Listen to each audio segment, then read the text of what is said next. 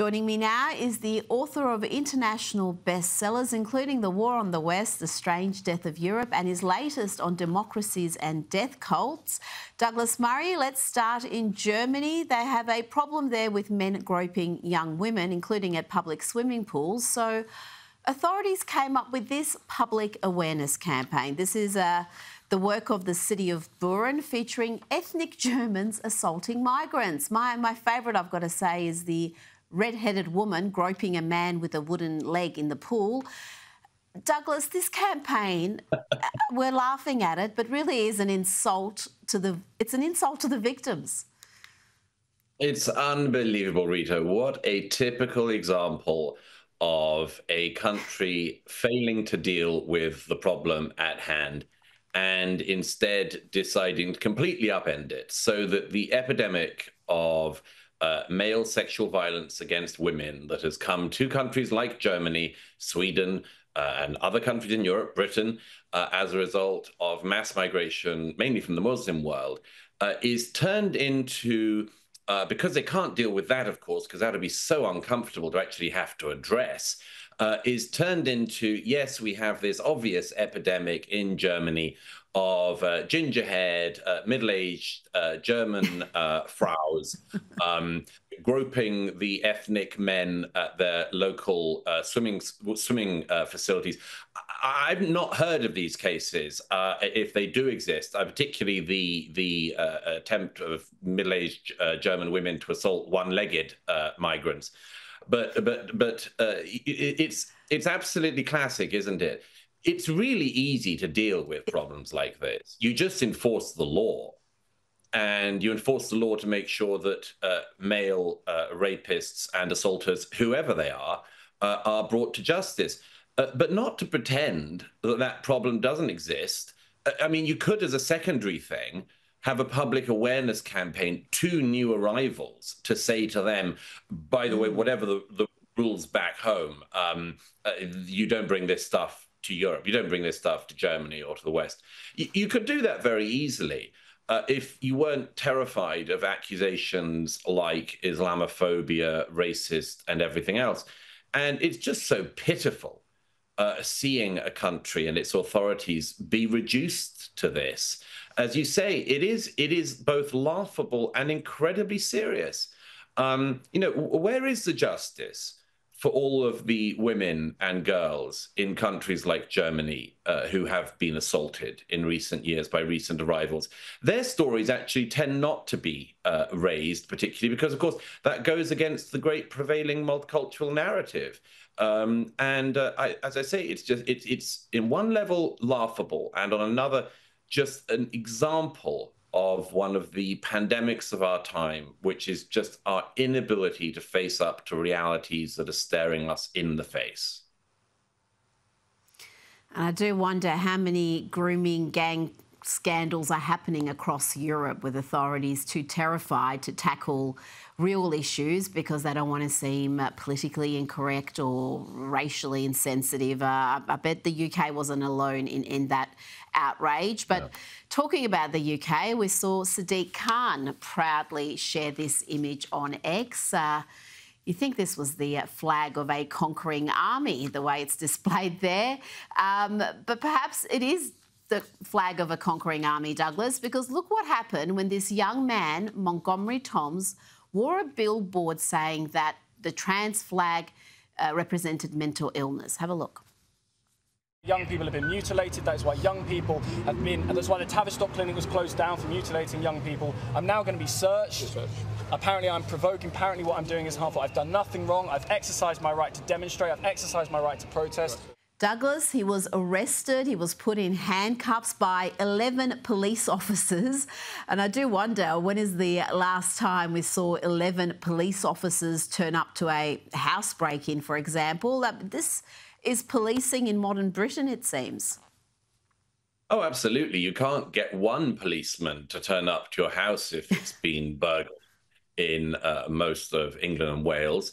But yes, you can get your crack squad of 11 policemen, so long as in this case, a guy is saying something that is absolutely true, The Tavistock clinic scandal and others have been exposed in reviews. By the way, that's one of the reasons why I'm opposed to just reviewing everything all the time, because you publish reviews and it's no good if the police and others are still stuck in some dated, cliched idea of what is and is not acceptable. If this young man had stood on the streets of London and called for jihad against the infidels or intifada and much more, he would have been scot-free. In fact, that's the advice I'd give to him for free. If he finds himself in this position again, he should immediately shout, Allahu Akbar, death to the infidel, jihad, jihad, jihad, and they'll say, very nice of you, sir, please continue on your way. Because the police in London haven't bothered with the numerous people we have caught on camera doing exactly that. But your reference, Rita, to that pride progress flag or whatever thing is, it's so telling. Sadiq Khan, Mayor Sadiq Khan, was never at the forefront of these rights campaigns at all. And he says now, we've got to be careful of people rolling back these rights. This is simply politics by another means. Nobody is trying to roll back gay rights in the UK. Nobody's trying to roll back lesbian or bisexual rights in the UK. There has been a very serious and not by any means wide enough debate about the medicalization of children, including young gay children who grow up to be gay, basically, being told they're in the wrong bodies and they're actually a two-spirit, two-gender, non-binary person who should be given cross-sex hormones. There has been an epidemic of that, and there has been some public debate about it, nowhere near enough and nowhere expert enough. But the idea that questioning that is rolling back rights for sexual minorities as a whole is preposterous. But it's part of the playbook that Sadiq Khan and others want. It's the same reason they say, Donald Trump is rolling back LGBTQIA plus rights. No, none of that is happening. There is finally a more open discussion about incredibly deleterious effects that some of the drugs that have been given to children, double mastectomies on perfectly healthy young women, have been performed. Yes, that is not rolling back rights. That is absolutely the sort of discussion we should have in our societies, where the welfare of children should be of some concern to the authorities. But yes, I mean, it's just lamentable. And of course, anyone who points out that this is classic two-tier policing in the UK, two-tier care and all that, can also expect, remember, because there's always a bit of icing on the cake, can expect to be attacked for making the claim that there is two-tier policing. Because if we say what we see with our eyes in footage like that, we're somehow creating division. I mean, this is the preposterous state that Britain has got into. And of course, don't forget, it happened under a Conservative government as well as under the current Labour one. Yes. Yes, Conservative in name only for many years, though, sadly. Let's go to Hollywood, and they're making, there's another remake. They love these remakes, and they're determined to make another one political. The head of DC Studios, James Gunn, has confirmed the new Superman will have a political message. He said, Superman is the story of America, an immigrant that came from other places and populated the country. Of course, when you think of Superman, you think of the story of immigration. Douglas, it seems these studios would rather make a loss or push their political ideology than actually give audiences what they want. I know. I mean, one of the great lessons of the box office in recent years in the US and elsewhere is that people want good movies, amazingly enough.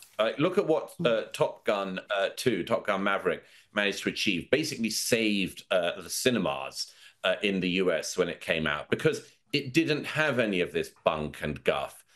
Since then, Disney and other studios have really unwisely, for their own profit margin, if nothing else, decided to go down this kind of route, make everything about the same boring political, pseudo-political points. You would have thought the studios would have learned from the Snow White disaster of the last year, and they should have realized that, the public don't want to hear Snow White or Superman opining about how they can be the hero they were meant to be, that they were born to be, against all the odds of the etc., the patriarchy or whatever. I suppose we should just be grateful that we've only had this bit of politics shoved down our throats so far about the new Superman film. I mean, we're kind of lucky that it's Superman at all.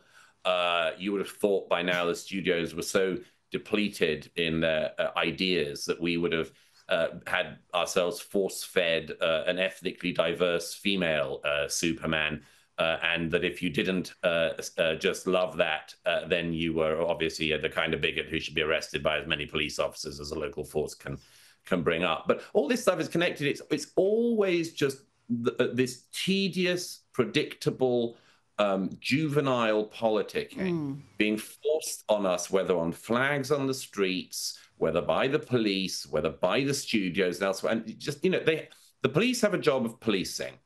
The authorities should keep cities clean. And studios and film studios should make films that we actually want to watch. There's a thought for free. That is a good thought, and I think DC Studios have really missed an opportunity here. They could have gone with a non-binary Superman, in fact, call him Super They, because man is very exclusionary in itself. But give it time, they will come up with that. Before you go, Douglas, you wrote a great piece for the New York Post about Zoran Mamdani, and since that piece was published last week, more polling has emerged showing that he is the clear front-runner to be the next mayor of New York City. In this poll, you can see he's leading on 41%, ahead of Cuomo on 26% and Eric Adams on 16%. You lived in New York for several years. Are New Yorkers really this suicidally stupid? It's really worrying because you can see, as polls like that show, how Mamdani could easily sneak through and win. About a fifth of New Yorkers actually engage in mayoral race voting. So there are millions of people that simply have been checked out. And if they remain checked out, then it's very likely that Mamdani would be able to win. As I said in the piece, there's all sorts of reasons to not look forward to that, not least the fact that he can't do basic math or accounting and can't read a budget sheet. And that just got exposed the other day as well, because, of course, he's promising tens of millions of dollars to things that turn out not to actually be in the gift of the city to give. But there's a lot of reasons. He is he's just one of those politicians who's come from absolutely nowhere. He tried to make it as a rapper for a bit, and then that didn't work out. So he became a political activist, which we all know is very important when you're running America's biggest city. And now we also find out that his own resume has been a fraud, and that when he applied for university at Columbia, where his daddy is a professor, so you would have thought he'd have been a shoo-in, he applied to Columbia, didn't get in. But he also said that he was African-American, which is interesting because he only moved to America, became a citizen, I think, 8 years ago or so. He isn't an African-American by any means. But isn't it interesting, once again, just as it's the middle-aged German fraus who are the ones who are viciously attacking young ethnic migrants in Germany and so on, isn't it interesting the way these things can be turned around?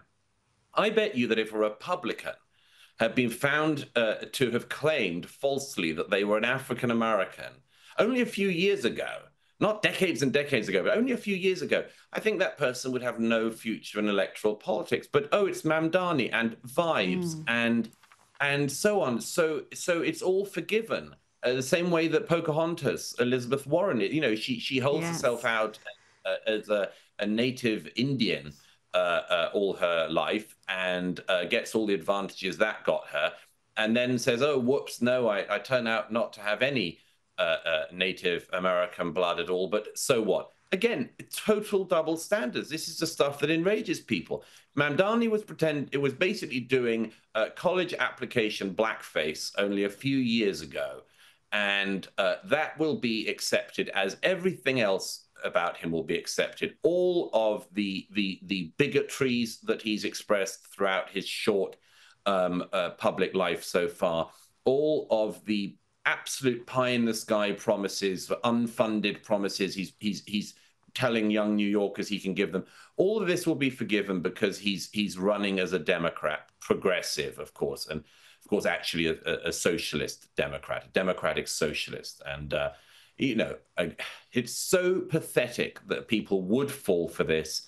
I really hope that the 4 million or so adults in New York who've not engaged in this race start to engage in it, because there is no reason why New York should have to have a democratic socialist running it, whose own CV is lamentable and whose governance of the city would put yet another stress test on a city that badly needs to be brought back and not to chase successful people out. Well, if he does win, it's going to be a godsend for real estate agents in Florida and Texas and Tennessee, because the New Yorkers would be fleeing to those red states. Douglas Murray, thank you so much for your time tonight. A great pleasure as always, Rita. Thank you.